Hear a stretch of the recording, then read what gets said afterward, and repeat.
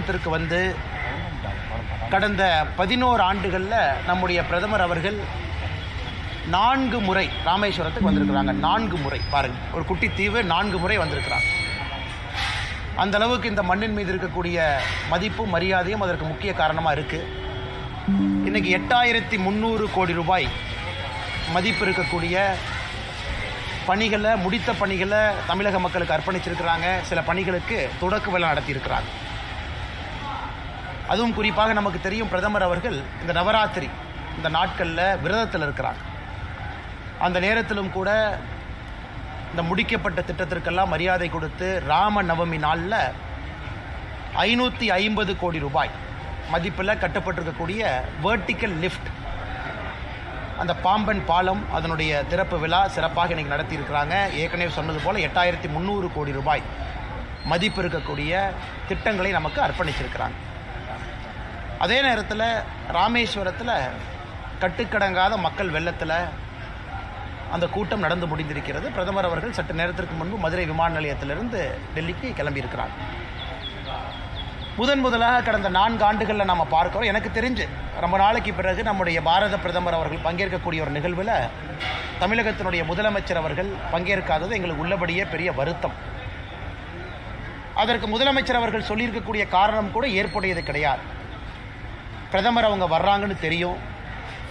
அதுவும் பிப்ரவரி மாதத்திலிருந்தே பாம்பன் பாலம் திறப்பு விழாவிற்காக நாட்கள் குறிக்கிறாங்கன்னு நமக்கு தெரியும். மாநில அரசோடு பேசுகிறாங்கன்னு தெரியும். நமக்காக 8300 கோடி ரூபாய் மதிப்பு இருக்கக்கூடிய திட்டங்களை கொடுப்பதற்காக பிரதமர் இலங்கையிலிருந்து நேராக டெல்லிக்கு போகாமல் தமிழ்நாட்டுக்கு வந்திருக்கிறார். அப்படி இருக்கும் பொழுது பிரதமரை வரவேற்க வேண்டியது மாநிலத்தினுடைய நம்முடைய பிரதிநிதியாக இருக்கக்கூடிய முதல்வர் அவருடைய தலையாய கடமை. ஆனால் முதல்வர் அவர்கள் இதில் அரசியல் செய்து, ஏன்னா வெயில் ராமேஸ்வரத்தில் அதிகமாக இருக்குன்னு ஊட்டிக்கு போயிட்டார். ராமேஸ்வரத்தில் வெயில் 40 டிகிரின்னு நினைக்கிறேன், நல்ல வெயில். அதனால் முதலமைச்சருக்கு வெயில் தாங்காதார். அதனால் நேராக வண்டியை ஊட்டிக்கு வர்றா அப்படின்னு சொல்லிட்டு ஊட்டி குளிரில் போய் பதமாக இருக்கலாம்னு அங்கே போயிட்டார். அதனால் இதை பாரதிய ஜனதா கட்சி நாங்கள் வன்மையாக கண்டிக்கின்றோம். ஏன்னா முதல்வர் தன்னுடைய கடமையை செய்ய இன்று தவறிவிட்டார். பிரதமருக்கு அவர் அந்த மரியாதையை கொடுத்துருக்கணும். நம்முடைய தமிழ்நாட்டிற்கு வந்த பிரதமர் தமிழக மக்களுக்காக இந்த பணிகளை செய்வதற்காக வந்திருக்கக்கூடிய பிரதமரை நம்முடைய முதல்வர் அவர்கள் அவமானப்படுத்தியிருக்கிறார். அதற்கு நம்முடைய முதல்வர் அவர்கள் மன்னிப்பு கேட்கணும், தமிழக மக்கள்கிட்ட மன்னிப்பு கேட்கணும். இது முதல். இரண்டாவது, ஊட்டியில் போய் உட்காந்துக்கிட்டு அங்கிருந்து அரசியல் பேசுகிறார். என்ன அரசியல்? இங்கே வந்திருக்கக்கூடிய பிரதமர் டீலிமிட்டேஷனை பற்றி பேசணும், தொகுதி மறுசீராய்வை பற்றி பிரதமர் பேசணும். பேசுனீங்கன்னா பிரதமருடைய வண்டியை நான் டேக் ஆஃப் ஆகவே விட மாட்டேன் அப்படிங்கிற மாதிரி பேசிகிட்டு இருக்கார். முதல்வர் அவர்கள் நன்றாக உணர்ந்து கொள்ள வேண்டும். அவர் நடத்தக்கூடிய தொகுதி மறுசீரமைப்பு நாடகம் என்பதை தமிழக மக்கள் பார்த்து இது நாடகம் என்பதை முழுமையாக உணர்ந்து விட்டார். தொகுதி மறுசீரமைப்பு எப்போ வருமோ, எப்போ சொல்ல போகிறாங்களோ அன்னைக்கு தெரியும். தொடர்ந்து பாரதிய ஜனதா கட்சி நாம் என்ன சொல்கிறோமோ அதே போல் ப்ரோரேட்டா பேசிஸில் இருக்கும். யாருக்கும் இன்னைக்கு இந்தியாவில் இருக்கக்கூடிய எந்த மாநிலத்திற்கும் ஏற்றம் இருக்காது, இறக்கம் இருக்காது. அதே ப்ரொபோர்ஷனேட் ரெப்ரசன்டேஷனில் இருப்பாங்க. அதனால் இதை ஒரு காரணமாக, இதை ஒரு சாக்காக வைத்து ஊட்டியில் போய் முதல்வர் அவர்கள் ஒளிந்திருக்க வேண்டிய அவசியம் இல்லை. அதை பத்திரிகை நண்பர்கள் நீங்கள் பார்க்கணும். பிரதமர் அவர்கள் பேசும்பொழுது 2-3 முக்கியமான விஷயங்களையும் பேசிட்டு போயிருக்கிறாங்க. ஒன்று, நீங்கள்லாம் தாய் தமிழை பற்றி பேசுகிறீங்க, ஆனால் இங்கே மக்களுடைய வரிப்பணத்தில் இருக்கக்கூடிய அரசியல்வாதிகள் எனக்கு அனுப்பக்கூடிய கடிதத்தில் கையெழுத்தே ஆங்கிலத்தில் தான் போடுறீங்க. அப்படின்னா தமிழ் வளர்ச்சியை பற்றி நீங்கள் பேசுகிறீங்க. இங்கே இருக்கக்கூடிய மருத்துவ படிப்புகள் எல்லாம் நீங்கள் ஏன் தமிழில் கொடுக்க மாட்டேறீங்க? ரயில்வேவை மட்டும் எடுத்துக்கிட்டீங்கன்னா, இன்றைக்கி ரயில்வே விழாவாக இருந்த காரணத்தினால ரயில்வேவை பற்றி மட்டும் பேசினாங்க. 7 மடங்கு அதிகமாக நிதி கொடுத்துருக்கோம். யூபிஏனுடைய 10 ஆண்டுகளுக்கும் என்டிஏனுடைய 10 ஆண்டுகள் நேராக கம்பேர் பண்ணிங்கன்னா 7 மடங்கு கொடுத்துருக்கோம். அப்படி இருந்து தமிழகத்தில் சில அரசியல்வாதிகள் முழு நேரமாக அழுவதை மட்டுமே வேலையாக வச்சிருக்கிறாங்க. இதையெல்லாம் பிரதமர் அவர்கள் என்று சுட்டி காட்டி பேசியிருக்கிறாங்க. அதனால் முதல்வர் அவர்கள் தன்னை திருத்திக் கொள்ள வேண்டும்.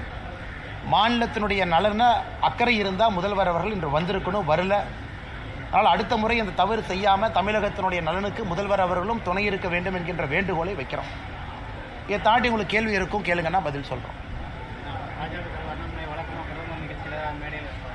இது அரசு நிகழ்ச்சியெல்லாம் எப்படி நான் மேடையில் இருக்கணும்? அதனால் மேடைக்கு பின்புறத்தில் இருந்தேன், கோவிலில் இருந்தேன். பிரதமர் அவர்கள் அரசு நிகழ்வு இல்லாமல் எங்கெல்லாம் இருக்காங்களோ அங்கெல்லாம் இருந்தேன். இது அரசு நிகழ்வு, மக்கள் வரிப்பணத்தில் நடக்கக்கூடிய நிகழ்வு.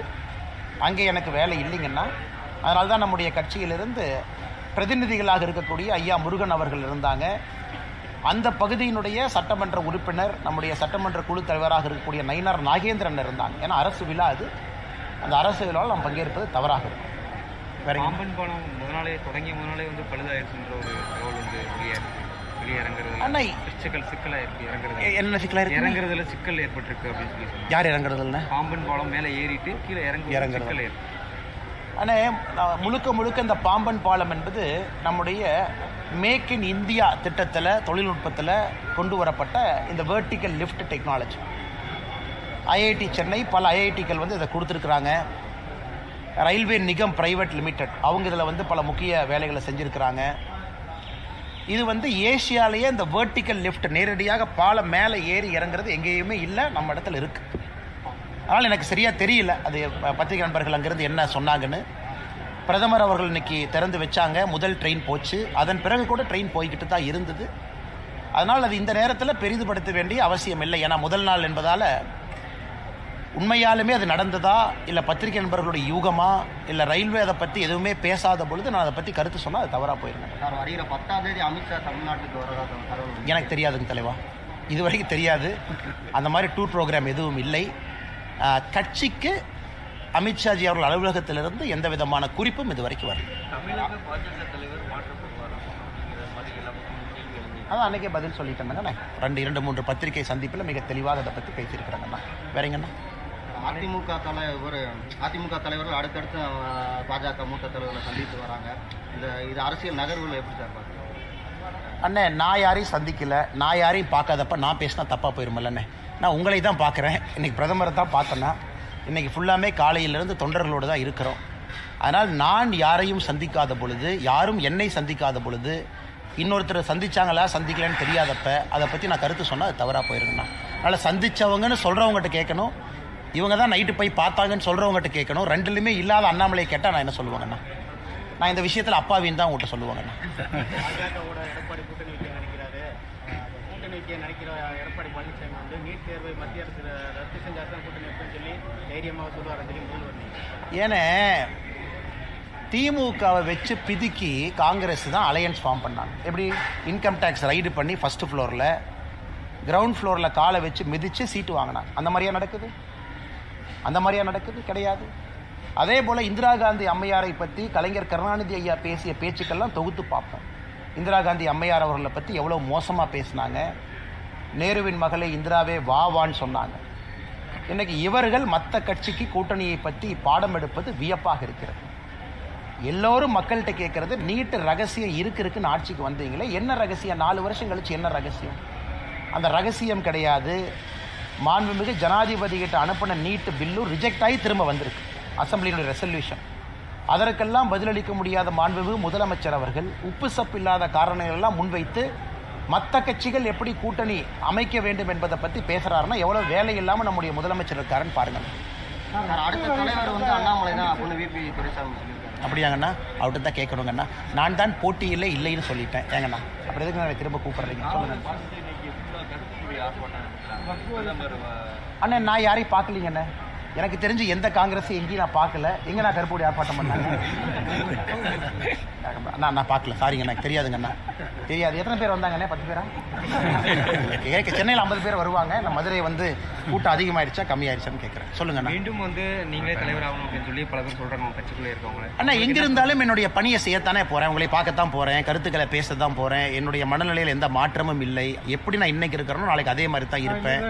ஒரு சேரில் உட்காரனால மாற போகிறது இல்லைங்கன்னா, எப்பொழுதும் அதே போல் தான் இருப்பேன். அதனால் பதவி வந்தாலும் மாற மாட்டேன், வராவிட்டாலும் மாற மாட்டேன். அதை பற்றி எப்போ உற்சாகமா? அண்ணே அண்ணே அண்ணே அண்ணா ஒரே நிமிஷம் அண்ணே. தொண்டர்களோடு அண்ணா ஒரு நிமிஷம் அண்ணா, ஒரு நிமிஷம் நான் பேசுகிறேன்.